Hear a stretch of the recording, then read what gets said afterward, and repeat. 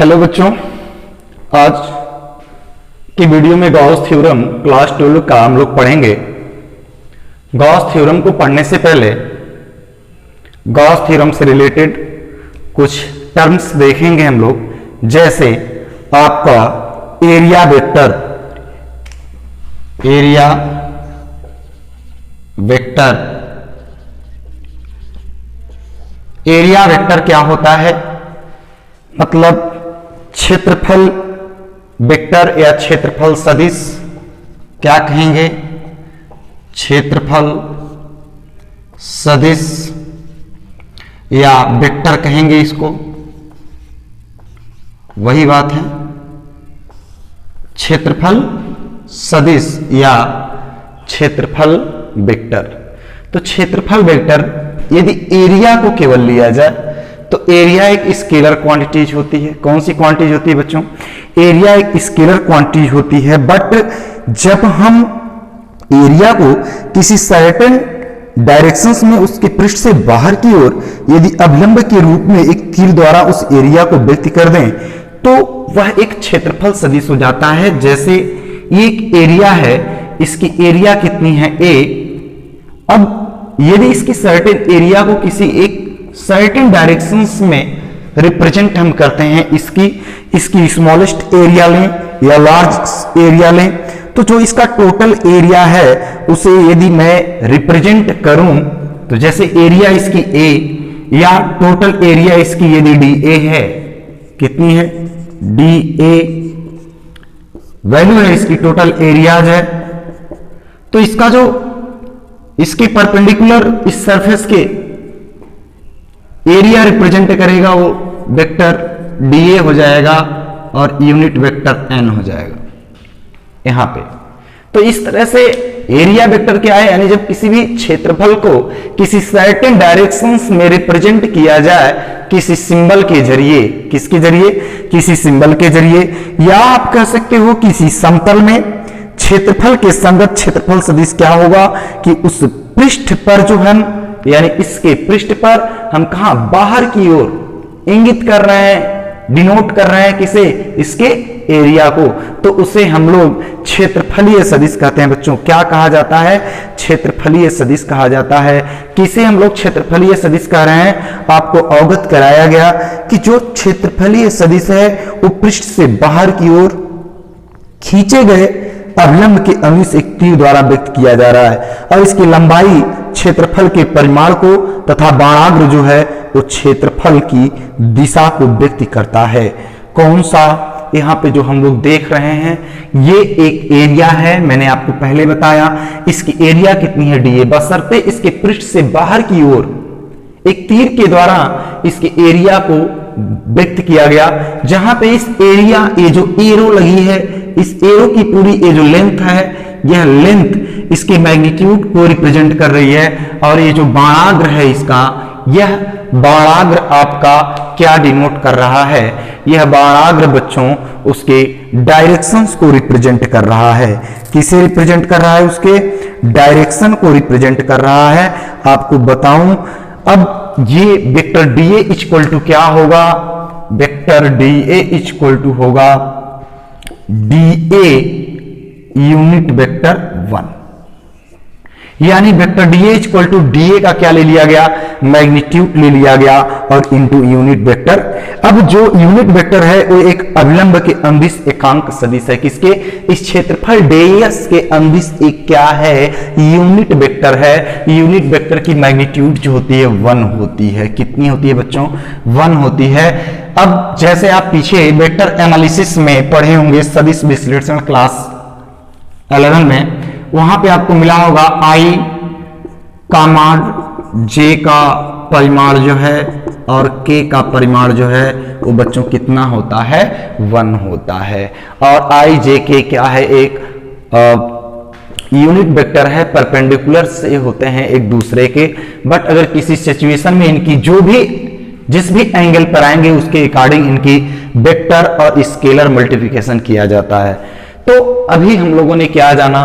Area vector. Area vector यानी vector quantities है, but only area एक स्केलर क्वांटिटी है। यानी जब किसी भी क्षेत्रफल को एक दिशा में व्यक्त किया जाए तो वह एक एरिया वेक्टर होता है, जो इसके पृष्ठ के अभिलंबवत बाहर की ओर खींची गई क्या है, लाइन है। इस लाइन में जो एरो है, एरो दिशा को रिप्रेजेंट कर रहा है और इसकी लंबाई जो है परिमाण को रिप्रेजेंट कर रही है। तो अब बच्चों हम पढ़ेंगे सॉलिड एंगल। कौन सी चीज पढ़ेंगे हम लोग, सॉलिड एंगल। सॉलिड एंगल क्या होता है बच्चों, सॉलिड एंगल जो होता है वो घन कोण होता है। कौन सी चीज होती है, घन कोण होता है। तो हम लोग देखेंगे घन कोण क्या होता है बच्चों। सॉलिड एंगल क्या है, घन कोण। कौन सी चीज, घन कोण। सॉलिड एंगल जो है किसी भी गोले के द्वारा, उसके गोले के पृष्ठीय क्षेत्रफल के द्वारा, किसके द्वारा, किसी गोले के पृष्ठीय क्षेत्रफल के द्वारा गोले के केंद्र पर अंतरित कोण को हम क्या कहते हैं, सॉलिड एंगल कहते हैं, घन कोण कहते हैं। इसे हम लोग ओमेगा से रिप्रेजेंट करते हैं। किससे रिप्रेजेंट करते हैं, ओमेगा से। और किसी भी गोले के केंद्र पर 720 अंश का कोण बनता है। कितना, 720 का एंगल बनता है। मतलब कहेंगे क्या होता है ये घन कोण, यानी ओमेगा इक्वल टू होता है, omega equal to A by कह लीजिए, या डी ओमेगा इक्वल टू, या केवल A equal to omega equal to A by R square. इसी को कहते हैं D omega equal to D A cos theta by R square. कैसे होगा यहां ध्यान दीजिए। ये सपोज दैट कोई एक क्या है, कोई गोला है और इस गोले के जरिए इसके पृष्ठीय क्षेत्रफल के द्वारा या पूरे के द्वारा क्या होगा वो बताऊंगा। सपोज दैट ये चीज, ये सिचुएशन बन रही है इसकी, यहां पे ये इसका सेंटर है, सेंटर वो रेडियस कितनी है आर। सपोज दैट ये इसका जो क्षेत्रफल है वो कितना है, डीए है, ठीक है। तो यहाँ पे डीए जो इसका क्षेत्रफल है, तो इसमें भी मैंने बताया आपको कि यहाँ पे उसके एरियाज वेक्टर्स यानी यूनिट वेक्टर और एरियाज वेक्टर। सपोज दैट इसका जो क्षेत्रफल है वो डीएस, कौन सी चीज है, क्षेत्रफल। क्षेत्रफल इसका जो है डीए या डीएस जो भी रिप्रेजेंट कर लीजिए, और जो यूनिट वेक्टर है वो कौन सा है, यूनिट वेक्टर एन है।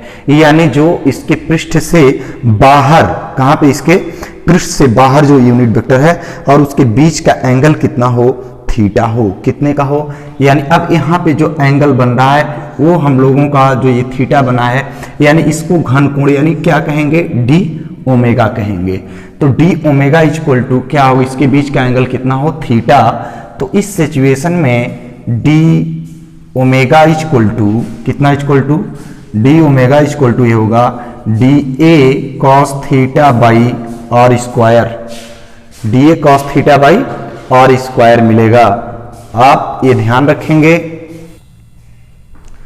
तो बच्चों सॉलिड एंगल क्या होता है कि जो उसका घन कोण है यानी डी ओमेगा, वो उसकी जो ये क्षेत्रफलीय सदिश है वेक्टर डी ए, इसके साथ यानी डी ए एंगल जो बना है कोज्या यानी कॉस थीटा बाई क्या होता है, आर स्क्वायर होता है, ठीक है। तो या इसे omega equal to A by R square भी रिप्रेजेंट कर सकते हैं, बट थीटा इक्वल टू क्या हो, 0। ये संपूर्ण के लिए है, पूरे के लिए, यानी पूरे गोले के द्वारा, पूरे गोले के पृष्ठीय क्षेत्रफल के द्वारा गोले के केंद्र पर अंतरित कोण को हम क्या कहते हैं, घन कोण कहते हैं। तो सपोज दैट अगर omega equal to A by R square, तो ए क्या है बच्चों, ए इस गोले का पूरा पृष्ठीय क्षेत्रफल कितना होता है, 4 पाई आर स्क्वायर होता है, ठीक है। मतलब 720 कैसे आया ये मैं आपको बताऊं यहाँ पे। तो a इक्वल टू, अरे सॉरी, a इक्वल टू कितना होता है, 4 पाई आर स्क्वायर। तो ओमेगा इक्वल टू क्या है, a बाई आर स्क्वायर। तो यहाँ पे हो जाएगा omega equal to a means 4 pi R square upon R square. R square cancel हो जाएगा, तो ओमेगा इक्वल टू 4 पाई और 4 पाई इक्वल टू 720 डिग्री। यानी हमें किसी भी जो गोले के केंद्र पर एंगल बन रहा है, घन कोण सॉलिड एंगल बन रहा है, वो कितने अंश का बनता है, 720 अंश का बनता है। घन कोण का फार्मूला एक यहाँ पे लिखा गया, D omega equal to D A cos theta upon R square. एक चीज यहाँ पे लिखी गई आपकी कि किसी भी गोले के पृष्ठीय क्षेत्रफल के द्वारा गोले के केंद्र पर अंतरित कोण को क्या कहते हैं बच्चों? सॉलिड एंगल कहते हैं। और सॉलिड एंगल जो है यहाँ पे घनकोण, उसके केंद्र पर कितने अंश का कोण बनता है? इसके केंद्र पर जो डिग्री का बनता है वो कितने का बनता है? वो केवल 720 का बनता है। कितने का? पूरे पृष्ठीय क्षेत्रफल के द्वारा। किसके द्वारा? पूरे पृष्ठीय क्षेत्रफल के द्वारा। या आप इसे इस तरह भी रिप्रेजेंट कर सकते हो कि D omega equal to D A cos theta by R square. दोनों का इंटीग्रेट कर दें, यदि हम दोनों का क्या कर दें? इंटीग्रेशन कर दें, तो इंटीग्रेशन कर देंगे तो integral D omega equal to cos theta by R square बाहर चला जाएगा। क्या बचेगा? D A integrals D A का कितना होगा? ये कॉस थीटा, अगर थीटा इक्वल टू 0 एंगल तो 1 by R square integral D A equal to होता है 4 पाई आर स्क्वायर। तो आर स्क्वायर कैंसिल हो जाएगा, क्या आएगा? 4 पाई, और 4 पाई का मतलब ये ओमेगा हो जाएगा। ओमेगा मतलब सॉलिड एंगल ए 720 डिग्री हो जाएगा। ठीक है, तो प्यारे बच्चों इस तरह से आप समझ गए होंगे किसी भी गोला जो है आपका, उसके पृष्ठीय क्षेत्रफल के द्वारा जो गोले के केंद्र पर कोण अंतरित होता है उसे हम लोग क्या कहते हैं? सॉलिड एंगल कहते हैं। बच्चों सॉलिड एंगल हो गया। अब सॉलिड एंगल का यूनिट क्या होता है? स्टेरेडियन होता है। क्या होता है? स्टेरेडियन। अब जो बच्चों स्टेरेडियन है इसका क्या है? सॉलिड एंगल की जो इकाई है वो कौन सी है? स्टेरेडियन है। कौन सी चीज है? स्टेरेडियन। अब ये स्टेरेडियन क्या होगा? 1 स्टेरेडियन क्या होगा? ये तो सॉलिड एंगल की इकाई हो गई। अब हालांकि इकाई इसकी होती ही नहीं है, इकाई इसकी यूनिट होती नहीं है, बट इसे जानने के लिए एक यूनिट रखने के लिए क्या नाम रखा गया? स्टेरेडियन रखा गया। क्यों? क्योंकि अगर डी ओमेगा इक्वल टू देखोगे तो क्या होता है? D A cos theta by R square. तो आर स्क्वायर भी क्या होगा? मीटर स्क्वायर, और इसकी यूनिट डी ए की भी क्या होगी? Metre square. कैंसिल हो जाएगी, इकाई मिलेगी। बट इसको जानने के लिए सॉलिड एंगल का यूनिट क्या मिल जाता है? स्टेरेडियन मिल जाता है। तो अब एक स्टेरेडियन क्या है? अब यहां पे फार्मूले के अनुसार देखा जाए तो omega equal to A by R square. R square क्या है? रेडियस का स्क्वायर। तो यानी एक घनकोण वह कोण है, एक स्टेरेडियन यानी एक घनकोण में एक स्टेरेडियन वह घनकोण है कि जिसका क्षेत्रफल, पृष्ठीय क्षेत्रफल जिसके कारण गोले के केंद्र पर घनकोण बना है एक स्टेरेडियन का, तो उसका क्षेत्रफल उसके त्रिज्या के वर्ग के यदि बराबर हो तो उसे हम क्या कहेंगे? एक स्टेरेडियन कहेंगे। यानी जिस पृष्ठीय क्षेत्रफल के द्वारा गोले के केंद्र पर घनकोण अंतरित हो रहा है उसका क्षेत्रफल त्रिज्या के वर्ग के बराबर हो तो उस गोले के केंद्र पर एक घनकोण यानी एक स्टेरेडियन का एंगल बनता है। तो एक स्टेरेडियन क्या? एक स्टेरेडियन वह घनकोण है जो पृष्ठीय क्षेत्रफल उसकी त्रिज्या के वर्ग के क्या हो? बराबर हो। अब बच्चों हम लोग अब इसके बाद में पढ़ेंगे इलेक्ट्रिक फ्लक्स। क्या पढ़ेंगे? इलेक्ट्रिक फ्लक्स क्या होता है?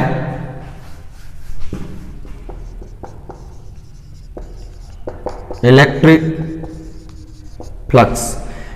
फ्लक्स क्या होता है आप उसे देखें। बहुत आसान सी चीज है, आसान बात है। इलेक्ट्रिक फ्लक्स कोई बहुत बड़ी बात नहीं है। यानी वैद्युत फ्लक्स। कौन सी चीज? वैद्युत फ्लक्स। यानी इलेक्ट्रिक फ्लक्स क्या होता है? इलेक्ट्रिक फ्लक्स बच्चों एक माप होती है। किसकी माप होती है? पीछे हम लोगों ने पढ़ा वैद्युत बल रेखाएं। कौन सी पढ़ा? जो वैद्युत बल रेखाओं की संख्या है वही कहां किसी भी सरफेस से गुजरने वाली वैद्युत बल रेखाओं की संख्या की माप को इलेक्ट्रिक फ्लक्स कहते हैं। क्या कहते हैं? यानी जैसे एक कोई सरफेस हो, यहां पे इस सरफेस से किसी भी पृष्ठ से इसके किसी भी एरिया से, एरिया सपोज दैट ए है तो इसके किसी भी एरिया से कौन गुजरने वाली वैद्युत बल रेखाएं। सपोज दैट इसमें मैं छोटी सी एक एरिया कंसीडर करता हूं डी ए। कितना कंसीडर कर रहा हूं? D A. तो इससे गुजरने वाली कौन? Electric force line. वैद्युत बल रेखाएं। तो इससे जो वैद्युत बल रेखाएं इस एरिया से इतने से गुजर रही हैं, डीए एरिया से गुजर रही हैं, तो उसकी जो मैग्नीट्यूड है, जो परिमाण है गुजरने वाली वैद्युत बल रेखाओं की संख्या जो है, उसी संख्या को हम क्या कहते हैं, इलेक्ट्रिक फ्लक्स कहते हैं। यानी कह लिया जाए कि वैद्युत क्षेत्र में स्थित किसी भी पृष्ठ से, कहां पे, वैद्युत क्षेत्र में यानी इलेक्ट्रिक फील्ड में स्थित किसी भी उसके पृष्ठ से कौन गुजरने वाली बल रेखाओं की संख्या की माप को क्या कहते हैं, इलेक्ट्रिक फ्लक्स। क्या कहते हैं, इलेक्ट्रिक फ्लक्स। यानी किसी भी वैद्युत क्षेत्र में किसी भी पृष्ठ से गुजरने वाली, किसी भी पृष्ठ के, या अब कह लें वहां पे किसी भी पृष्ठ के लंबवत, कैसा, किसी भी पृष्ठ के, यानी किसी वैद्युत क्षेत्र में उसके पृष्ठ के अभिलंबवत गुजरने वाली वैद्युत बल रेखाओं की संख्या को हम लोग क्या कहते हैं, इलेक्ट्रिक फ्लक्स कहा जाता है। अब ये इलेक्ट्रिक फ्लक्स किससे, फाई ई से रिप्रेजेंट की जाती है। किससे रिप्रेजेंट की जाती है बच्चों, फाई ई से। ठीक, तो एक प्रकार की ये क्या है, यानी नंबर्स है, यानी मेजर किया गया है। किसका मेजर किया गया है, आपको हम बता दें कि ये जो मेजर किया गया इलेक्ट्रिक फ्लक्स, यह आपका वैद्युत क्षेत्र में उसके पृष्ठ से लंबवत गुजरने वाली कौन, वैद्युत बल रेखाओं की संख्या ही उस पृष्ठ से क्या कहलाती है, बद्ध इलेक्ट्रिक फ्लक्स कहलाती है बच्चों। क्या कहलाती है, बद्ध इलेक्ट्रिक फ्लक्स कहलाती है।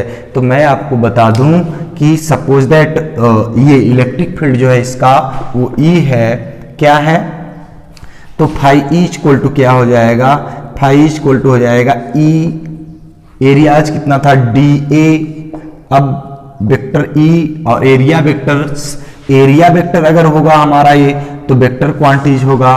तो अगली लाइन ये हो जाएगी phi equal to E A cos theta. कौन सी चीज हो जाएगी, E D A cos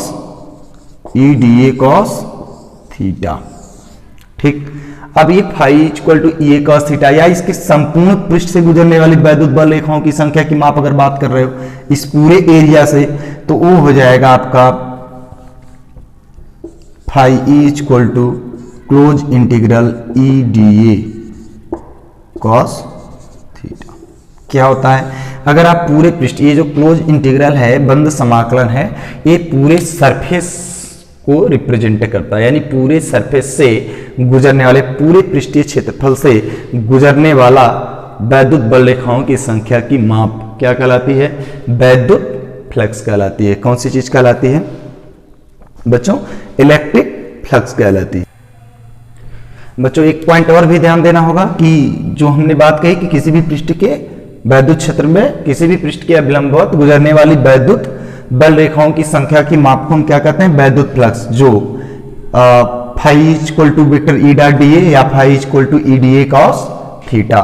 main बात होती है किसी भी पृष्ठ के समांतर गुजरने वाली वैद्युत बल रेखाओं के द्वारा इलेक्ट्रिक फ्लक्स जनरेट नहीं होता, यानी वैद्युत फ्लक्स नहीं होता है, शून्य होता है। कहां पे, किसी भी वैद्युत क्षेत्र में अगर पृष्ठ के समांतर, किसके, सरफेस के पैरेलल, पृष्ठ के समांतर, ठीक, पृष्ठ के समांतर इलेक्ट्रिक फ्लक्स क्या होती है, इलेक्ट्रिक फ्लक्स जीरो होती है। कितनी होती है इलेक्ट्रिक फ्लक्स, जीरो होती है, क्योंकि वहां पे 90 अंश का एंगल बन जाता है। कितने अंश का, 90 अंश का एंगल बन जाता है। तो फाई ई इक्वल टू आप लिखेंगे क्या, ई ए कॉस थीटा।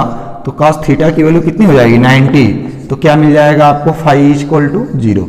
यानी किसी भी पृष्ठ के यदि पैरेलल इलेक्ट्रिक फ्लक्स है तो उसकी वैल्यू कितनी होगी, जीरो होगी। यानी अगर वैद्युत बल रेखाएं जो हैं वैद्युत क्षेत्र में, वैद्युत फ्लक्स जो है होगा शून्य होगा। कब, उस पृष्ठ के पैरेलल। जब भी होगा तो पृष्ठ के जब परपेंडिकुलर लेते हैं तो वहां पे थीटा इक्वल टू उस सिचुएशन में जीरो अंश का एंगल बनता है। कहां पे बनता है, जैसे यहां पे इलेक्ट्रिक फील्ड, ये अगर डी यहां पे ये ई, कौन सी चीज, ए वेक्टर ई, तो यहां पे और जो आपका थीटा एंगल्स आपका बना हुआ दिखाई दे रहा है डी एस, यानी पृष्ठीय जो छोटा सा क्षेत्रफल लिया गया, यानी डी ए, कौन सी चीज, ए, ऐसे देख लीजिए, जैसे एक सीट है,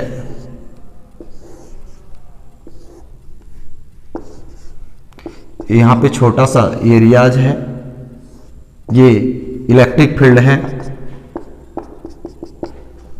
ये बीच का एंगल थीटा, ये डी ए हो गया आपका, और ये ई हो गया, या डी ई कर सकते हैं, ई कर लीजिए केवल। बीच का एंगल कितना है? थीटा। ठीक है, जब ये पृष्ठ के पैरेलल हो जाएगा तो थीटा इज इक्वल टू, यहाँ पे पैरेलल होने का मतलब ये पृष्ठ है आपका, जब इसके पैरेलल होगा तो ये बीच का एंगल जो है इसका 90 डिग्री का हो जाएगा। कितने का हो जाएगा? पैरेलल में theta is equal to 90 degree, इसलिए यहाँ पे फाई ई की जो वैल्यू आपको मिलेगी वो फाई ई की वैल्यू क्या मिल जाएगी? 0। बट जब पृष्ठ के perpendicular electric field force lines transmit होगी वहां पे, तो थीटा इक्वल टू कितना होगा? 0 अंश। इस सिचुएशन में आपको phi E equal to E ए मिलेगा। क्या मिलेगा? ई ए। तो दो कंडीशन आप याद रखिएगा कि अगर पृष्ठ के पैरेलल है तो इलेक्ट्रिक फ्लक्स की वैल्यू जो होगी वो आपको 0 मिलेगी। कितनी मिलेगी बच्चों? 0। लेकिन अगर वही उसके परपेंडिकुलर सरफेस के है तो वहां पे इलेक्ट्रिक फ्लक्स की वैल्यू क्या हो जाएगी?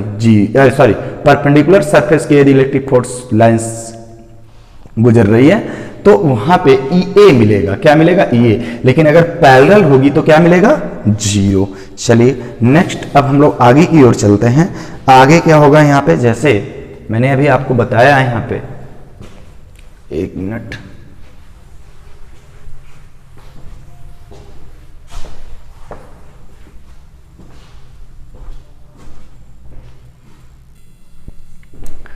अब बच्चों इसमें एक बात क्लियर हो गई, एक और पॉइंट स्पष्ट होगा कि अगर कोई भी सरफेस है उसके परपेंडिकुलर इलेक्ट्रिक फील्ड से इलेक्ट्रिक फोर्स लाइंस ट्रेवल कर रही है, उसके परपेंडिकुलर निकल रही है, तो वहां पे फाई ई का मान, इलेक्ट्रिक फ्लक्स का मान मैक्सिमम होता है। क्या होता है? ये अधिकतम होगा। अधिकतम होगा कब होगा? कि जब किसी भी पृष्ठ वैद्युत क्षेत्र में वैद्युत बल रेखाएं किसी भी पृष्ठ के कैसे परपेंडिकुलर्स यदि गुजरती हैं तो वहां पे फाई ई की वैल्यू क्या होती है? मैक्सिमम होती है। ठीक है, अब इसके बाद में बात आती है कि पॉजिटिव और नेगेटिव इलेक्ट्रिक फ्लक्स किया, positive and negative electric flux.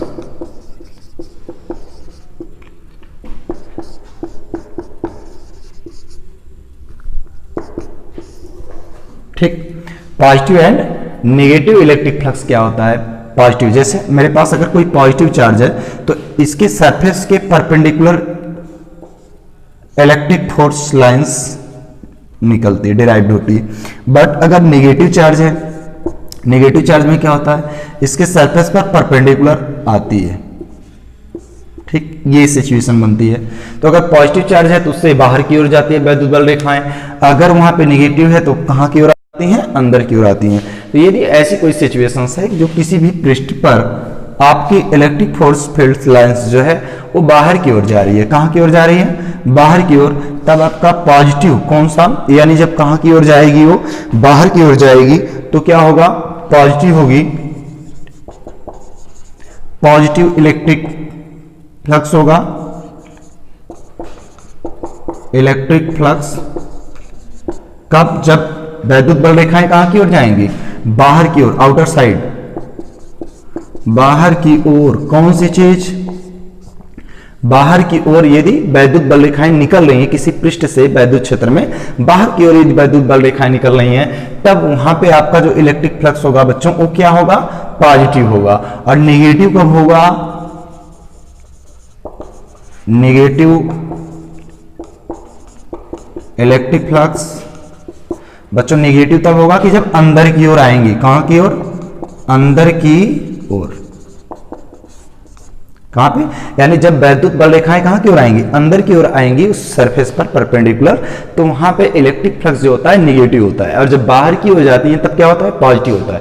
क्योंकि बाहर की ओर तभी जाएंगे कि जब वहां पे पॉजिटिव के कारण इलेक्ट्रिक फील्ड जनरेट होगी, और अंदर की ओर तभी आती है कि जब वहां पे नेगेटिव चार्ज के कारण इलेक्ट्रिक फील्ड जनरेट होती है। तो दोनों के कारण इलेक्ट्रिक फील्ड जनरेट होती है, बट एक के कारण बाहर की ओर, एक के कारण अंदर की ओर आती हैं। तो इस सिचुएशन में दो इलेक्ट्रिक फ्लक्स होते हैं, एक पॉजिटिव इलेक्ट्रिक फ्लक्स होता है और एक कौन सा होता है? नेगेटिव इलेक्ट्रिक फ्लक्स होता है। बच्चों बात करते हैं यूनिट ऑफ इलेक्ट्रिक फ्लक्स की। अब यूनिट ऑफ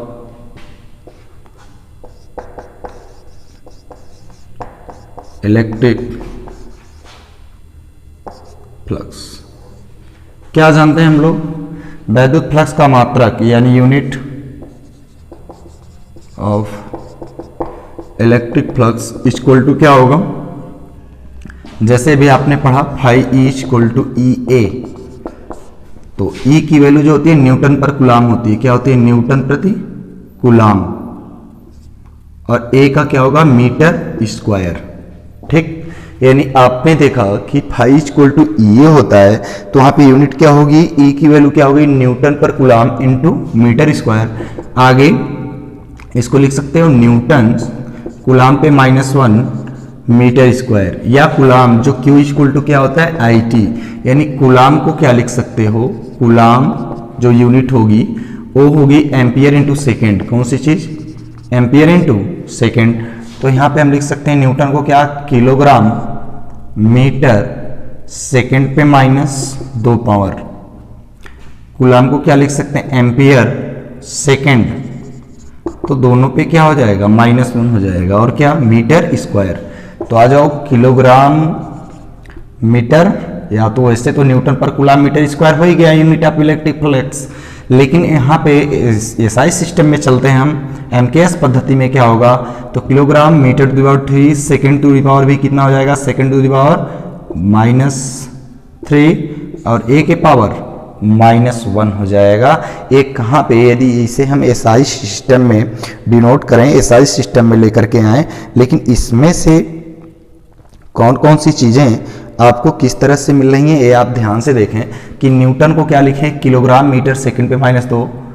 ऐसे कूलाम को क्या लिखा गया? एम्पियर सेकंड, बट पावर -1 है इसलिए -1 आ गई। बट ये मीटर स्क्वायर पहले से है तो मीटर स्क्वायर का मीटर में मल्टीप्लाई मीटर क्यूब हो गया। ये सेकंड पे -1 है, -2 है, -3 हो गया, ए पे -1। ये हो गया यूनिट ऑफ आपका इलेक्ट्रिक फ्लक्स। ठीक, यानी वैद्युत फ्लक्स का मात्रक। वैद्युत फ्लक्स का मात्रक। अब क्या चाहिए? मान लीजिए डायमेंशनल फार्मूला पूछ रहा है आपसे। कौन सी चीज पूछ रहा है? बीमीय सूत्र। कौन सा? बीमीय सूत्र अगर आपको चाहिए, बीमी फार्मूला, डायमेंशनल फार्मूला चाहिए, तो डायमेंशनल फार्मूला क्या हो जाएगा? m l के पावर 3 t के पावर -3 a के पावर -1। ये हो गया आपका डायमेंशनल फार्मूला। तो इस तरह बच्चों ये यूनिट ऑफ इलेक्ट्रिक फ्लक्स है। क्या होती है? न्यूटन पर कूलाम मीटर स्क्वायर। और उसके अलावा kilogram metre to the power 3 second to the power -3 और ए टू द पावर -1। ठीक, चलते हैं आगे इसके। अब बच्चों इसके बाद में बात आती है गॉस थ्योरम की। किसकी आती है? गॉस थ्योरम क्या होता है? डेफिनेशंस केवल देखेंगे, प्रूफ अगली वीडियो में आपको करके देंगे। गॉस थ्योरम क्या होता है? कौन सी चीज? Gauss theorem. गॉस की प्रमेय क्या होती है? तो निर्वात अथवा वायु में किसी भी पृष्ठ से, किसी बद्ध पृष्ठ से कह लीजिए आप, यानी स्थित बंद पृष्ठ से निर्वात अथवा वायु में, कहां पे? निर्वात अथवा वायु में किसी बंद पृष्ठ से गुजरने वाला संपूर्ण इलेक्ट्रिक फ्लक्स उसके पृष्ठ पर उपस्थित नेट आवेश का 1/ε0 गुना होता है। कौन? Electric flux. यानी निर्वात अथवा वायु में, कहां पे? निर्वात अथवा वायु में किसी भी पृष्ठ, बंद पृष्ठ से गुजरने वाला संपूर्ण इलेक्ट्रिक फ्लक्स उसके पृष्ठ पर उपस्थित आवेश का 1/ε0 गुना होता है। जैसे मेरे पास ये कोई बॉडी है, ठीक, इस पर चार्जेस की वैल्यू Q है और इससे इलेक्ट्रिक संपूर्ण एरिया से, इस पूरे एरिया से जो गुजरने वाला इलेक्ट्रिक फ्लक्स है फाई ई। कौन सी? Phi E. सपोज दैट ये सरफेस इलेक्ट्रिक फील्ड में रखा गया है और इसमें से इसके सरफेस के perpendicular electric field force lines transmit हो रही है।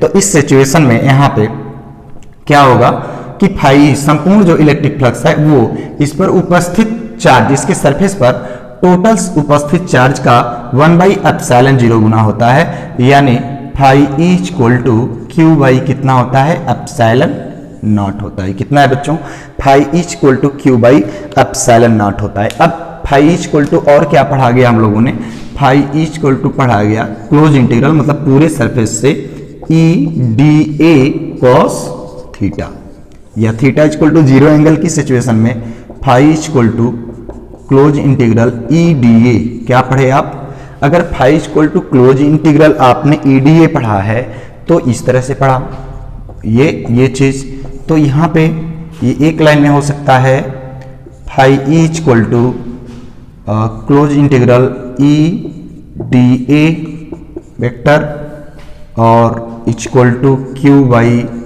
एप्सिलॉन 0। ठीक, अब इतना इक्वल टू ये कैसे होगा, ये कल आपको प्रूफ करेंगे यार। यहाँ पे ये जो गॉस थ्योरम है, ये मेन थ्योरम था उनके द्वारा दिया हुआ कि किसी भी बंद पृष्ठ से गुजरने वाला संपूर्ण इलेक्ट्रिक फ्लक्स उसके पृष्ठ पर उपस्थित नेट आवेश का 1/ε0 गुना होता है। तो अगली वीडियो में आपको इसे प्रूफ करेंगे, बाकी आप रीड करें इतना।